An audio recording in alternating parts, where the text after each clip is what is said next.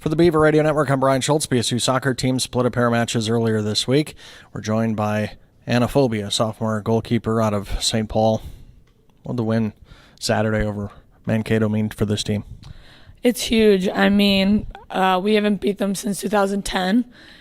Coach calls that team, they consider them one of the top teams to play here at BSU. So living up to that expectation and being similar to that team is great. But this year we're our own team, and it's awesome to beat such a high-level team. Whether they're good or great, Mankato is always a top team. So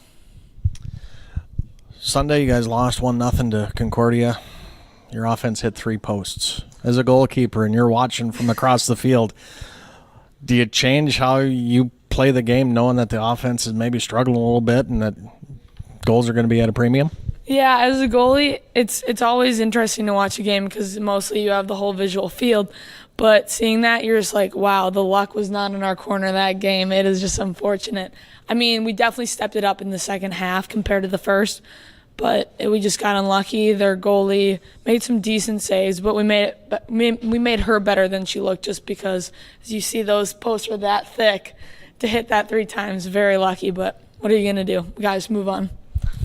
You and Catherine Arneson have split time this year. How close are the two of you off the field? Kat and I, oh my gosh, we have our funny moments, whether it's keeper training, whether we see each other walking or just texting each other for comfort or support. We're always there, and I think that's a huge thing as to why this team becomes successful, because you'll have goalies or players that they just don't like each other, and they'll be very competitive against each other. And we bring that competitive drive, but we bring it to a point where it's not hurting one another, being mean or anything like that, and I think that's what helps us excel. Set pieces are one of the biggest parts of every team's offense. Oh, yeah.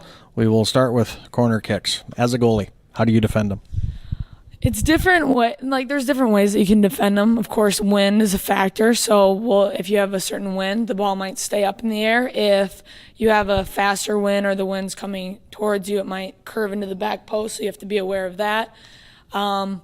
Whether it's an outswinger or in-swinger foot, left, right, you kind of just have to monitor that way, and you'll step out of the goal a little bit or be closer in. Our coaches always say first step, no step. I've learned that as a goalie throughout my whole entire life. You take that first step, and then it goes right behind your head, and you go, wow, crap, and you just feel horrible. But, yeah, that's how you pretty much judge those, I guess. How about a free kick from just outside the goal box? Those can be trickier depending on the angle, but I would say mostly when it hits that 18 in the middle, you tend to do 3 to 4 players, I guess.